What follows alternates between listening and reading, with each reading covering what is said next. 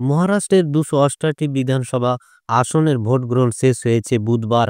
২৩ November চূড়ান্ত ফলাফল আসবে। এরই মাঝে ম্যাট্রিজের এক্সিট পোলের তথ্য অনুযায়ী মহাজোটী সরকার গঠন হতে পারে।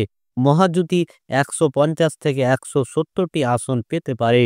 মহাবিকাশ আঘাদি ১১০ থেকে ১৩০টি আসন পেতে পারে। অন্যরা ৮ থেকে ১০টি আসন পেতে পারে। ম্যাট্রিজ এক্সিট পোল অনুসারে বিজেপি ৮৯ থেকে ১০১টি আসন পেতে পারে।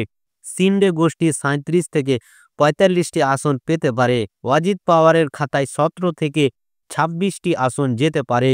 মহাবিকাশ আঘাড়ির পরিসংখ্যান দেখলে কংগ্রেস ৩৯ থেকে ৪৭টি আসন পেতে পারে।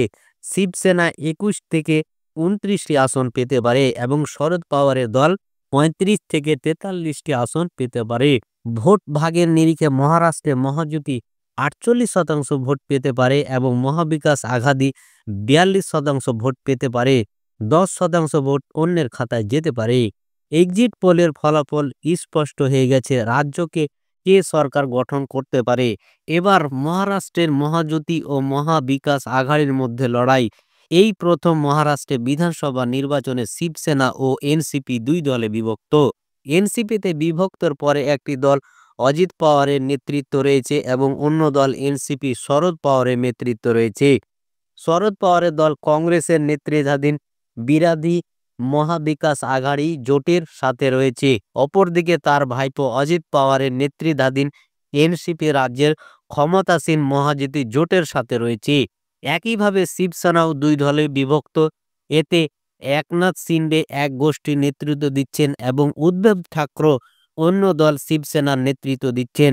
শিন্ডে গোষ্ঠীর শিবসেনা রাজ্যের ক্ষমতাসীন মহাজোটীর সাথে রয়েছে এবং উদ্ধব ঠাকরের দল মহাবিকাশ আঘাড়ি জোটের সাথে রয়েছে। বিজেপি এবং কংগ্রেস ছাড়া মূল লড়াই শরদ পাওয়ারের এনসিপি, অজিত পাওয়ারের নেতৃত্বাধীন এনসিপি, উদ্ধব গোষ্ঠী এবং শিন্ডে গোষ্ঠীর শিবসেনার মধ্যে।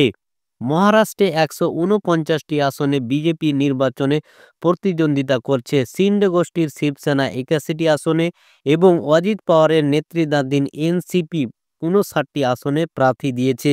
এর পাশাপাশি কংগ্রেস ১০১টি আসনে, উদ্ধব গোষ্ঠীর শিবসেনা ৯৫টি আসনে এবং শরদ পাওয়ারের এনসিপি ৮৬টি আসনে প্রার্থী দিয়ে তাদের ভাগ্য পরীক্ষা করছে। শিবসেনার দুই দলই ৫০টি আসনে মুখোমুখি। অন্যদিকে এনসিপির প্রতিদ্বন্দ্বী দলগুলি ৩৭টি আসনে একে অপরের বিরুদ্ধে প্রার্থী দিয়েছে।